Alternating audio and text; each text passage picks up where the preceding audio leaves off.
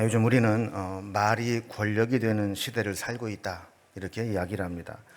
옛날에는 이제 권력 그러면 뭐 총칼이나 자본 혹은 계급이나 지위에서 이 권력이 나왔다 여긴다면 요즘에는 메시지를 생산하고 유통하며 타인의 생각에 영향을 미치는 능력 자체가 강력한 힘이 되었다는 것입니다. 그래서 이것을 알고 있는 사람들은 계속해서 말을 생산해냅니다. 그러다 보니까 말의 홍수, 정보의 홍수 시대를 살아가고 있습니다. 예전에는 흔히 레거시 미디어라고 하는 종이 신문이나 잡지, 라디오, TV 같은 대중 매체를 통해서 일방적으로 전해주는 메시지를 들어왔습니다. 최근에는 인터넷이나 스마트폰 같은 모바일로 만들어진 콘텐츠로 규정되는 뉴 미디어를 통해서 양방향으로 소통의 장이 열려지고 있습니다. 근데 이 발전을 하면 할수록 이게 긍정적인 면도 있지만 또 부정적인 면도 나타납니다. 이 말이라고 하는 것은 누구를 살리는 역할을 하기도 하지만 잘못하면 사회적으로 매장시키고 죽음에 이르게도 할 수 있는 강력한 무기가 되기도 합니다. 그래서 그 어느 때보다도 이 말로 인한 폐해가 큰 시대를 살아가고 있습니다. 최근에 우리 사회를 잘 표현하는 용어 중 하나가 갈등 사회라는 것입니다. 우리나라의 갈등 지수는 세계 최상위권에 이르게 됩니다. 더 심각한 것은 갈등 해소를 위한 공정한 중재자가 없다는 겁니다. 특히 이념의 문제에 있어서는 누구도 중재하거나 해결할 수 없습니다. 얘기를 안 하는 게 상책입니다. 정치 지도자도, 종교 지도자도, 학교의 스승도, 심지어 부모나 선배도 갈등의 중재자나 해결자가 되지 못합니다.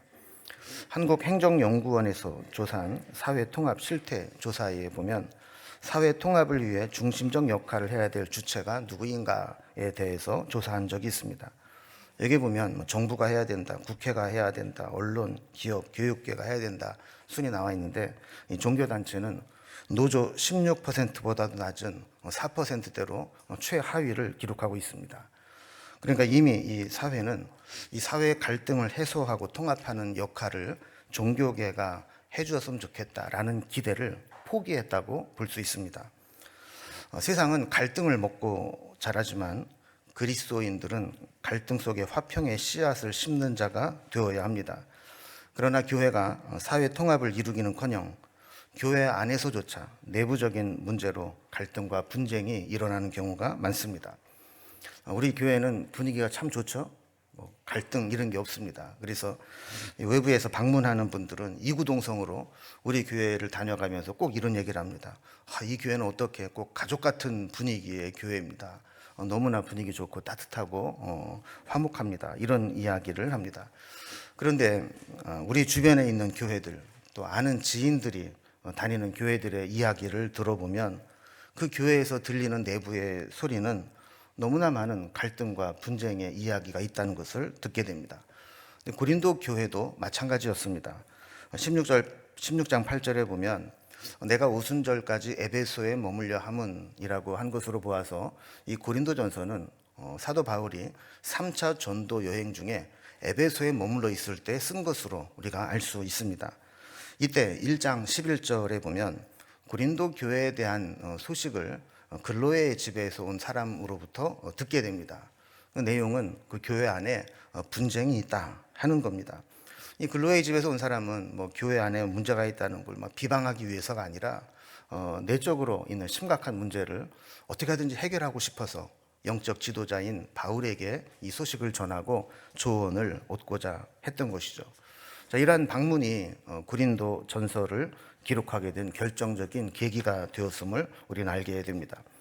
고린도 교회는 사실 골물대로 굶은 심각한 문제들이 여러 가지 있었습니다. 그 중에 대표적인 것이 교회 안에 분쟁이 있다는 것입니다. 하나님의 교회를 통해 주시는 은혜를 소멸하는 가장 중요한 큰 요인은 분쟁이죠. 서로 세력을 과시하고 자기 주장을 하고 자기 편을 만들어 분쟁을 하려고 하면 그 교회 성도들은 지치기 시작합니다. 급격히 은혜가 떨어지고 기존에 있었던 은혜도 고갈돼 버리고 맙니다. 결국 견디다 못한 성도들이 그 교회를 떠나 다른 곳으로 이동을 하게 됩니다. 이런 문제에 대해서 바울은 우리가 어떤 사람에게 집착하지 말고 오직 십자가를 바라보고 십자가 중심으로 신앙생활을 할 때 해결할 수 있다고 역설하는 것입니다.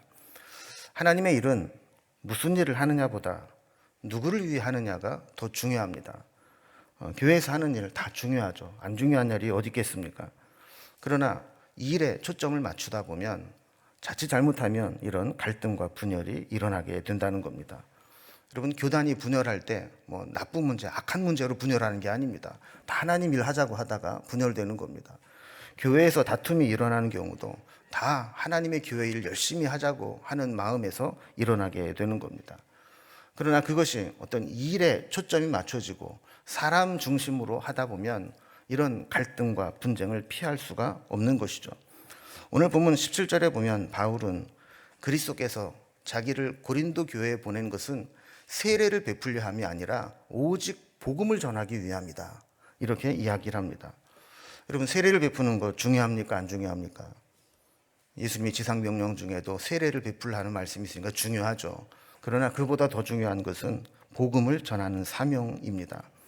만약에 세례를 베푸는 것이 목적이 되게 된다면 내가 누구에게 세례를 받았느냐 하는 것 때문에 이런 갈등과 파당이 생길 수 있기 때문입니다. 이어서 보면 말의 지혜로 하지 아니함은 그리스도의 십자가가 헛되지 않게 하려 함이라 그랬습니다. 여기 보면 말의 지혜라는 것하고 그리스도의 십자가를 서로 대비되는 개념으로 설명하고 있는 것을 보게 됩니다. 이 말의 지혜라고 하는 것, 당시 이 고린도는 헬라 철학을 표방하는 도시였습니다.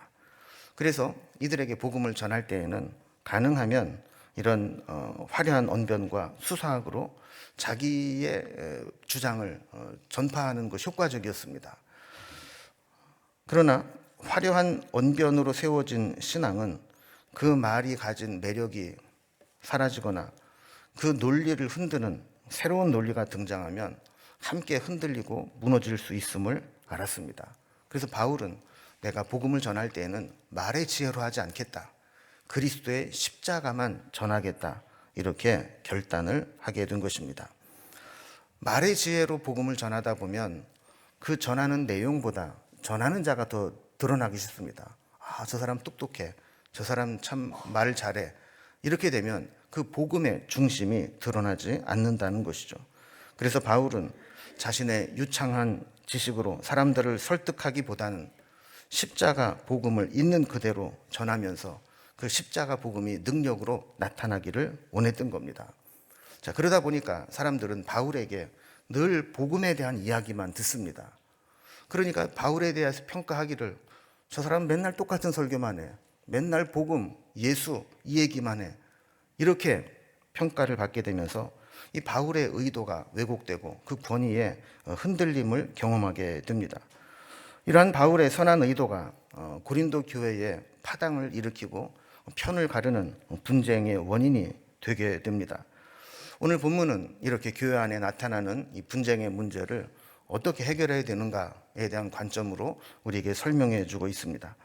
먼저 문제의 발단을 좀 살펴봅니다. 고린도 교회에 왜 문제가 생겼는가 그랬을 때 그들은 사람을 중심으로 누구에게 속했느냐, 이것이 문제가 되었다는 겁니다.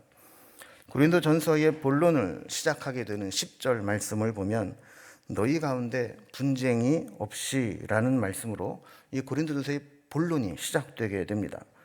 10절에서 강조하는 것처럼 교회는 본질적으로 같은 말을 하고 같은 마음과 같은 뜻으로 온전히 합해야 됩니다. 그래서 우리는 다 같은 마음으로 동일한 메시지를 내고 같은 뜻으로 합해지는 것이 교회의 본질이라는 겁니다. 그런데 12절 말씀을 보면 고린도 교회에게 나는 바울에게, 나는 아볼로에게, 나는 게바에게, 나는 그리스도에게 속했다라고 파당을 짓는 일들이 생겨나게 됩니다. 나중에 문맥을 보면 이것이 누구에게 세례를 받았느냐라는 것으로 모이게 된 것 같은데, 그러나 고린도 교회 안에 이러한 계파 간의 문제는 그런 세례 문제 이전보다 훨씬 더 뿌리 깊게 심각한 문제로 자리 잡고 있었음을 보게 됩니다. 여기 파당을 한번 살펴봅니다. 먼저 첫 번째로 바울파가 있습니다. 이 바울파는 요즘 말로 하면 창립 멤버파, 개척 공로파, 이 정도로 설명을 할 수 있을 것 같습니다. 흔히 말하는 교회 안에 창립 멤버입니다. 고린도 교회는 바울이 1년 6개월 동안 고린도에 가서 전도하고 전도한 사람들을 양육하여 모은 교회입니다. 이때 바울과 함께 교회를 시작한 이들이 있습니다. 이들은 내가 바울과 함께 이 교회를 세운 창립 멤버야 라고 하는 자부심을 가지고 있었을 겁니다. 이들은 한 가지 공통적인 생각이 있습니다. 창립 멤버 외에 나머지 모든 사람들은 다 늦게 교회에 들어온 자들입니다. 그래서 그들은 늘 보면서 교회도 늦게 들어온 것들이 이렇게 구분을 하고 규정 짓기가 쉽다라는 것이죠. 교회 안에 상당한 정신적 지분을 가지고 있다고 여기는 자들입니다. 세월이 흐르면서 숫자는 얼마 되지 않을지라도 이 창립 멤버라고 하는 상징성 때문에 꽤나 자부심을 가지고 있었습니다. 그래서 나는 바울파다, 나는 창립 멤버고 바울에게 세례를 받은 원조 교인이다, 이렇게 주장하는 자들이 생기기 시작한 겁니다. 그런데 14절에 보면 바울은 고린도 교회에 나는 그리스도보와 가이오 외에는 누구에게도 세례를 베풀지 않은 것을 감사한다, 그러면서 내가 세례 베푼 사람 그렇게 많지 않아, 2사람밖에 없어, 이렇게 사실을 폭로해 버린 겁니다. 16절에 보면 아가야의 첫 열매라고 하는 스데바나 집사람에게 세례를 베푼 것, 그것 외에는 없다. 그 3사람 외에는 내가 세례를 베푼 적이 없다라고 이야기를 하는 겁니다. 그러면서 15절 말씀처럼 아무도 나의 이름으로 세례를 받았다 말하지 못하게 하려고 내가 일부러 세례를 주지 않은 것이다 라고 이야기를 하는 것이죠. 자, 이렇게 숫자는 많지 않아도 나는 바울에게 세례를 받은, 바울이 교회를 세울 때 창립 멤버로 개척에 공로가 있는 사람이라는 사람들이 생겨나게 되었다는 겁니다. 자, 그 다음에 생겨난 파는 아볼로파입니다. 아볼로파는 요즘으로 말하면 현 담임 목사 파이며 팬덤 은혜파라고 볼 수 있습니다. 바울이 1년 6개월 지난 후에 떠나고 후임 목회자가 된 사람이 아볼로라는 사람입니다. 그러니까 현 담임 목사라 할 수 있죠. 아볼로는 전임자 바울과는 여러모로 다른 특성을 가지고 있는 사람이었습니다. 바울이 개척자로 복음 전도자의 역할을 했다면 아볼로는 그 위에 교회를 세우고 성도들을 양육하는 역할을 잘했습니다. 그래서 바울도 그런 얘기를 하죠. 나는 심었고 아볼로는 물을 주었으되, 이렇게 역할이 달랐다는 겁니다. 바울이 사도적 권위로 복음의 정수를 전파했다면 아볼로는 그 말씀을 차근차근 풀었습니다.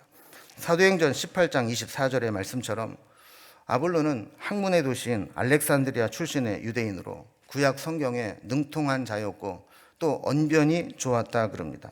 수사학적 설득력이 뛰어났다는 겁니다. 이 사람이 얼마나 언변이 좋았느냐, 28절에 보면 성경으로서 예수는 그리스도라 증언하여 공중 앞에서 힘있게 유대인의 말을 이기미르라. 율법으로 철저하게 무장된 유대인들과 공중에서 공적인 자리에서 논쟁을 해도 지지 않을 정도로, 그래서 그들에게 논리적으로 예수가 그리스도라 굴복시킬 수 있을 정도로 언변이 뛰어난 사람이었다라는 것입니다.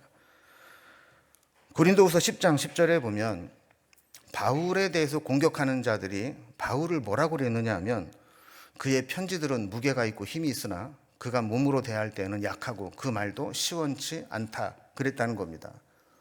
그 바울이 쓴 편지, 서신서들을 돌려가면서 읽을 때 보면 그 글에는 참 힘이 있다는 거죠. 근데 기대를 하고 만나보면 사람이 그냥 쬐만하고 대머리는 까진 데다가 왜소하고 볼품이 없어 보이는 겁니다. 말할 때도 보면 뭐 그렇게 힘있게 말하는 것 같지도 않다라는 겁니다.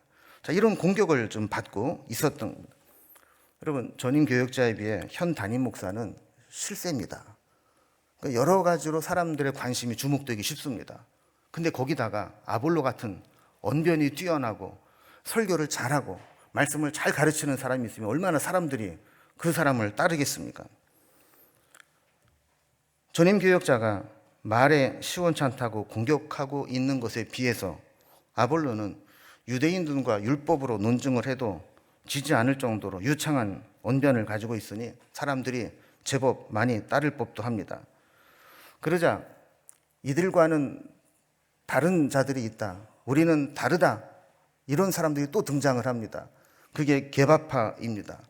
이는 원조파라고도 할 수 있고 정통 보수파라고도 할 수 있습니다. 바울이나 아볼로 그래봐야 결국 고린도라고 하는 복음의 변방에서 만난 자들이라는 겁니다. 교회의 원조는 예루살렘 교회고 베드로는 예수님의 수제자인데 나는 베드로에게 세례를 받았다는 자들이 생겨나기 시작한 겁니다.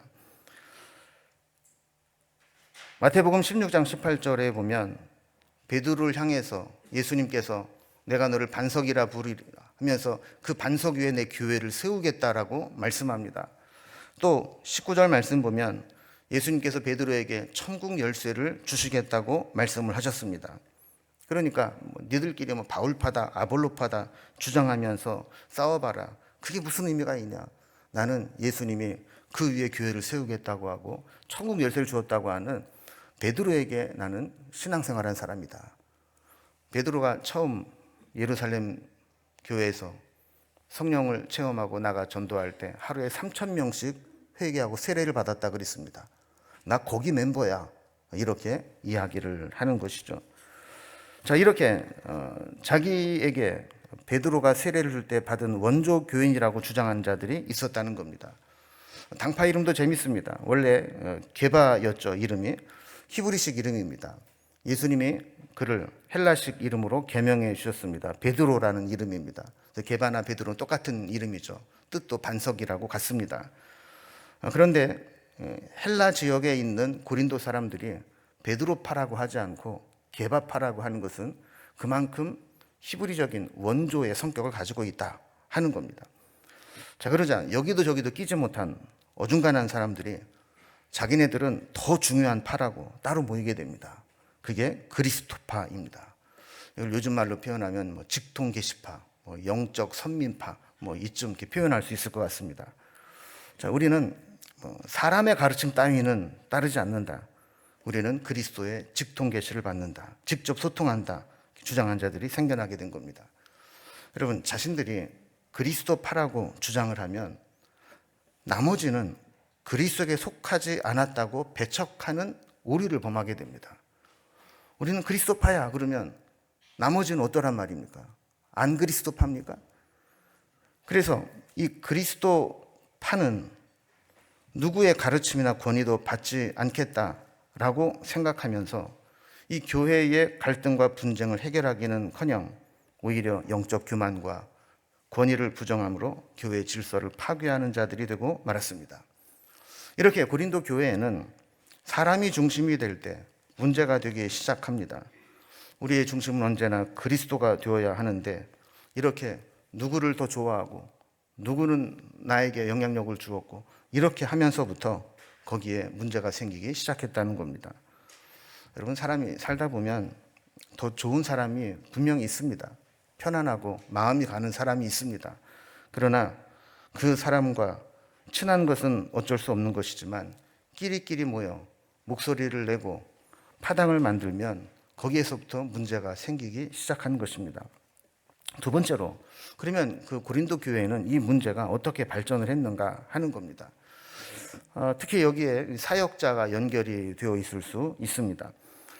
고린도 교회의 4개 파당 문제는 정확하게 교인들이 4분의 1로 나누어서 25%씩의 지지율을 보인 것은 아닐 겁니다. 아마 가장 큰 비율은 현 담임 목사파가 제일 많을 것이고 또 거기에 또 바울파, 개척 멤버 파가 있을 것이고 그 다음에 게바파나 그리스도파가 생겨났을 것입니다. 물론 더 좋아하는 사역자가 있을 수 있지만 내가 어느 교역자를 더 좋아한다. 그것은 나의 영적 성장이 되는데 유익해야 되고 교회에 덕을 끼치는 범위 내에서 그런 호감을 갖는 것이 필요합니다. 이것이 서로 갈등을 일으키게 되면 안 된다라고 하는 것이죠. 자, 13절을 보면 바울은 교회의 분열을 일으킨 자들을 향해서 이렇게 책망합니다. 그리스도께서 어찌 나뉘었느냐? 바울이 너희를 위하여 십자가에 못 박혔느냐? 내가 세례를 베풀 때 바울의 이름으로 내 이름으로 세례를 베풀었느냐? 이렇게 책망을 하는 겁니다. 교회의 파당을 일으켜 분쟁하는 것은 마치 그리스도를 나누는 것과 같다라는 것이죠. 여기에 바울의 위대함이 나오는데 다른 사람을 이야기하지 않습니다. 바울을 따르는 자들에게 이야기를 하는 겁니다. 야, 나를 따르는 바울파 잘 들어. 내가 너희를 위해서 십자가에서 못 박힌 적이 있니? 또 내가 세례를 베푸는 거 본 사람이 있으면 잘 기억해. 내가 바울의 이름으로 세례를 베풀었니? 나는 언제나 성부와 성자와 성령의 이름으로 세례를 베풀었지 내 이름으로 세례를 베푼 게 아니야. 이렇게 이야기를 하는 거죠. 여러분, 제자훈련의 목적은 목사의 제자를 만드는 것이 아니라 그리스도의 제자를 만드는 것입니다. 사역의 성공은 나의 영향력을 나타내고 내 편을 만드는 데 있지 않고 그리스도를 드러내는 데 있습니다. 만약에 목사가 성도를 가스라이팅 하듯이 자신의 신념과 이념을 주입시켜 자기 뜻대로 움직이도록 이용하려고 한다면 그는 사꾼 목자일 것입니다. 4세기경 도나투스 논쟁이라는 것이 있습니다. 이 논쟁의 핵심은 이런 겁니다.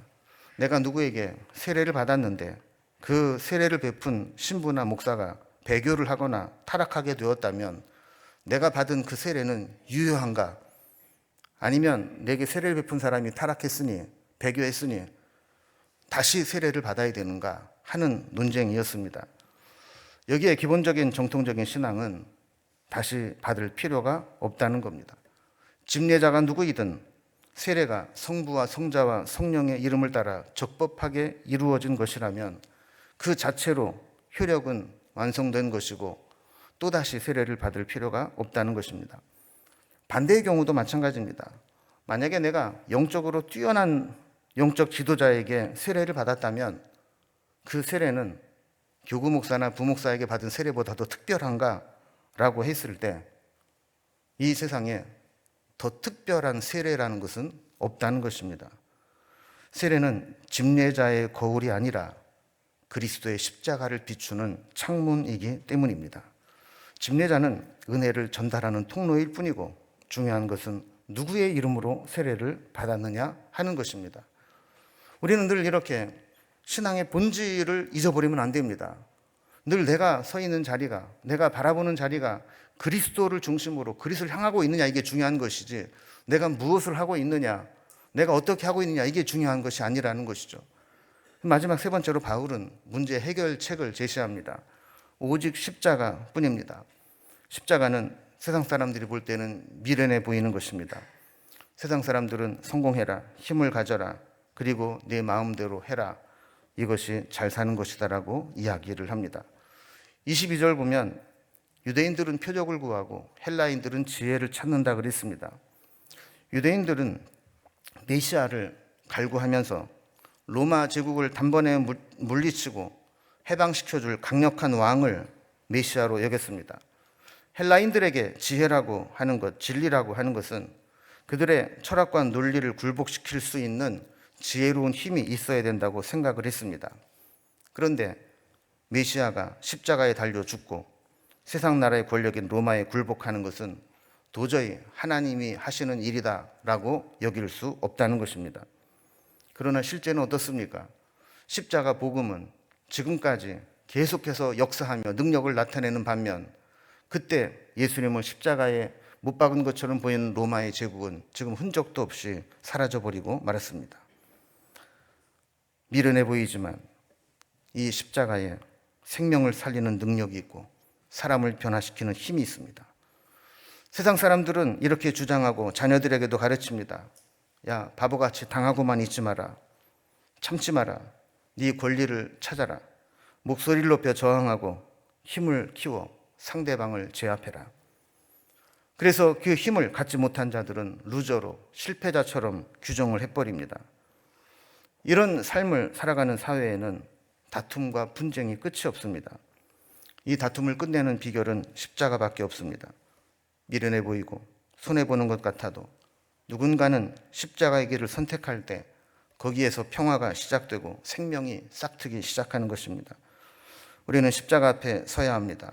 십자가를 거울 삼아 우리 자신을 십자가 앞에 비추어야 합니다. 저는 이 세상이 공평하다고 보지 않습니다. 그러나 유일하게 공평한 것이 있다면 그것은 우리가 십자가 앞에 설 때입니다. 우리가 십자가 앞에 설 때 누가 십자가 앞에 교만할 수 있겠습니까? 십자가 앞에서 누가 내가 한 것에 대해 자랑할 수 있겠습니까? 반대로 십자가 앞에 누가 초라하다고 낙심할 수 있겠습니까? 또 실패했다고 십자가 앞에서 누가 절망할 수 있겠습니까? 십자가는 나를 살리기 위한 하나님의 사랑이고 그리스도의 승리입니다. 옆에서 지켜볼 때 좀 답답해 보이고 미련해 보이는데 나중에 보니까 진짜 미련한 짓을 했던 사람들이 있습니다. 그런데 처음에는 미련해 보였는데 실제로는 도리어 그것이 실력을 쌓는 계기가 되었고 불의함에 다 무너질 때 안전하게 지치는 안전장치가 되는 경우도 있습니다. 성경은 십자가의 도가 이렇게 멸망당하는 자들에게는 미련한 것으로 보이지만 구원을 받는 우리에게는 하나님의 능력이 된다고 말씀하고 있습니다. 오늘 2026년도를 우리가 시작하며 살아갈 때 그 십자가를 붙잡고 살아갈 수 있기를 바랍니다. 무엇이 변치 않는 내 소망이 됩니까? 무엇이 한결같이 내 삶을 품어줄 수 있습니까? 누가 내 영혼에 쉼을 주고 내 영을 만족해 할 수 있겠습니까?